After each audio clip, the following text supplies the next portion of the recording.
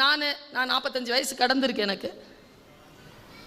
எனக்கும் எங்கள் அம்மாவுக்கும் இருக்கிற பாண்டேஜ், இங்கே இருக்கிற வயதானவங்க என் வயதில் ஒத்தவர்களுக்கெல்லாம் அந்த பாண்டேஜ் வேற. இன்னைக்கு இருக்கிற இந்த பசங்களுடைய பாண்டேஜ்லாம் வேற. எங்கள் அம்மா கண் கலங்கன்னா எனக்கு இங்கே உதிரும். கிட்ட போய் கேட்க முடியாது, ஏமா அழுகுறேன்னு. செருப்படி விழும். பா அப்படிம்பாங்க. அமைதியாக நிற்கணும், ஏதாவது வேலை கொடுத்தா செய்யணும். அவங்க சாந்தமாகும்போது பக்கத்தில் போய் உட்காந்துக்கணும், இல்லை காலடியில். அவ்வளோதான், அவங்கள சாந்தப்படுத்துறது அவ்வளோதான். இட்ஸ் லாங்குவேஜ், பேரண்டல் லாங்குவேஜ் நம்மக்கிட்ட இருந்தது.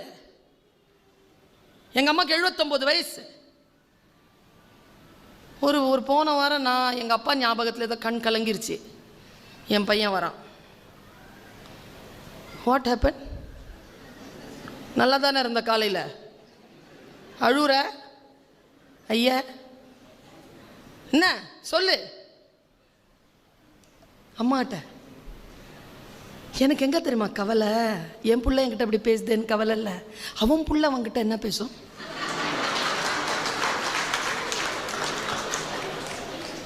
இந்த பெரியவங்களெல்லாம் பார்க்கும்போது மனசால சொல்கிறேன், கடவுளுக்கு சாட்சியாக சொல்கிறேன், மிஸ் பண்ணக்கூடாதுங்க பெரியவங்கள.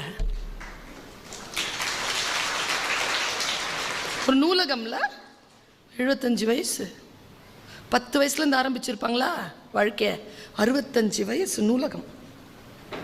எனக்கு அப்படி தான் தெரியும் பெரியவங்களை பார்த்தா. பெரியவர்களை பார்த்து கொள்ளுதல், அவர்களுடைய பேச்சை கேட்டுக்கொள்ளுதல் ரொம்ப சென்சிட்டிவாக இருக்குதுங்க. இன்னைக்கு ஏதாவது சொல்ல முடியுதா பிள்ளைங்களை? இந்த பரம்பரை இருக்குதே, நம்ம பரம்பரை, பெரியவங்க பேச்சை கேட்ட கடைசி பரம்பரை. இந்த இது பேச்செல்லாம் கேட்க தொடங்கி இருக்கிற முதல் பரம்பரை.